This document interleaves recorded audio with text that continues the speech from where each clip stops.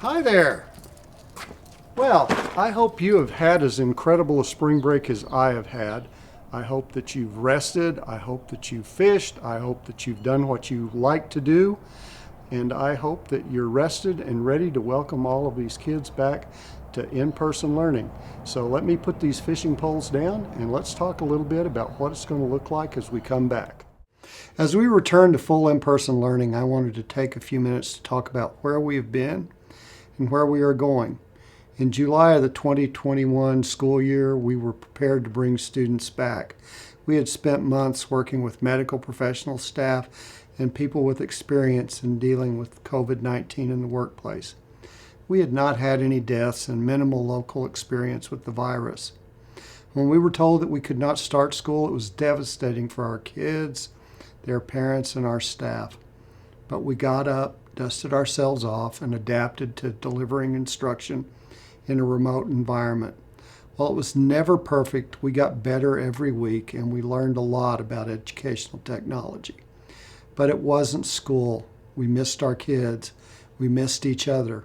That human connection, that bond between teacher and student, coach and athlete, music teacher and musician was missing. We got better at making connections. We got better at Zoom and Google Meets. We laughed when we forgot to unmute. We cried when the connections were so bad that our faces froze and the words that were spoken were unintelligible. We also experienced an increase in cases. The virus became a reality. And sadly, we became personally acquainted with death from COVID-19. After experiencing a wave of infections and deaths, we slowly started to turn the corner.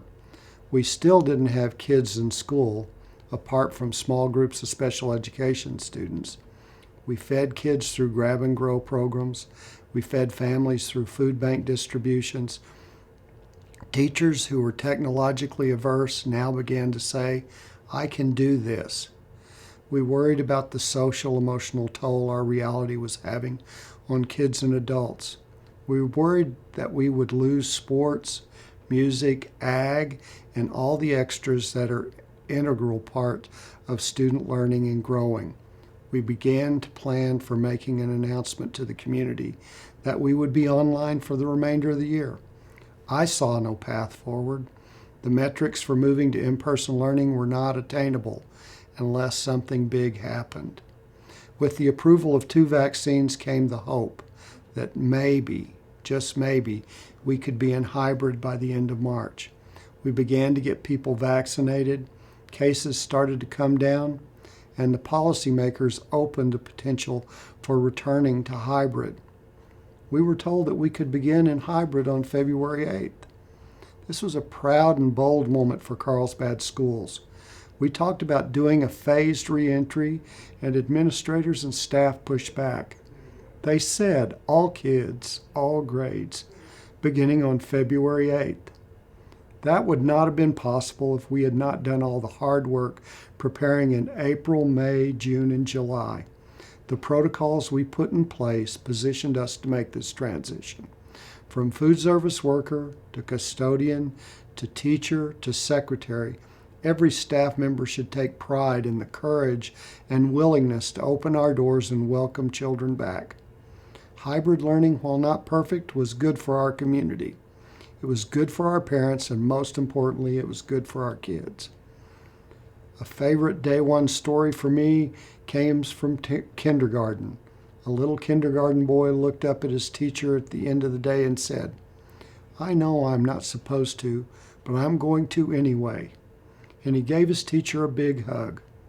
I have no doubt that occurred throughout our buildings.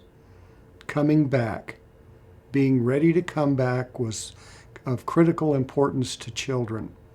We had been arguing for a return of music to our schools, not clapping or drumming or clicking, but joyfully playing and singing. We were told it would never happen. We asked for the potential to at least bring students back outside. The experience with sports, where we had minimal outbreaks in pods, indoors and out, made the case.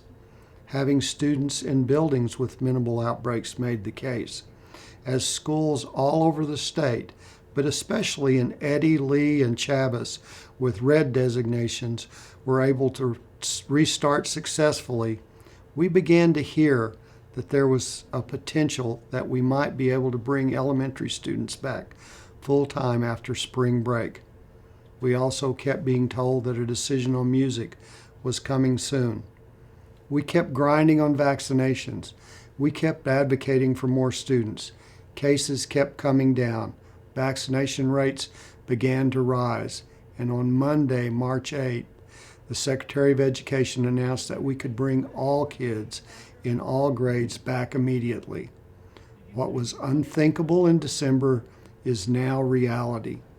We have music outdoors, we have fans watching games outdoors, and on Monday, March 29th, we will bring all students back to their classrooms with the teachers and peers. This is a joyous event, and we need to treat it like that. We are returning to a semblance of normal. Masks are still there and will be for a while yet. We still need to be aware of our distance. We still need to be mindful of washing our hands. School and its many parts are on the way back. Being mindful of that, I want to remind you that we have 45 school days remaining on March 29th. We are not going to cover all the content. We are going to struggle with this transition. A kindergarten classroom with 7 kids attending for 2 days looks nothing like a kindergarten class with 20 kids attending for 5 days. The kids will get tired. The adults will get tired. The kids will cry and act out. The adults will cry and act out. Please go slow, breathe, play. Explore where children are and get them ready to grow exponentially in the coming year. For high schoolers, work with them to get them through their credits this year. Dust off your copies of Conscious Discipline. Embrace those principles. I am so proud of what we have done to this point.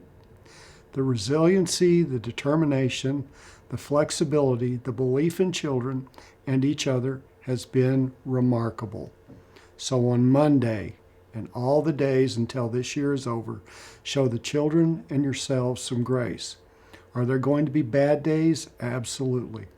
Are there going to be problems? No doubt. But there are going to be great days. There are going to be tremendous successes. I know that. I want to end with this quote from Gabriela Mistral. We are guilty of many errors and of many faults, but our worst crime is abandoning the children, neglecting the fountain of life. Many of the things we need can wait. Right now is the time. His bones are being formed. His blood is being made, and his senses are being developed. To him we cannot answer tomorrow. His name is today. Each of you are living examples of this philosophy. You have never abandoned children. You have consistently recognized the importance of today. Thank you for all you have done and all you will do. And I cannot wait to see what we do with the gift before us. Thank you.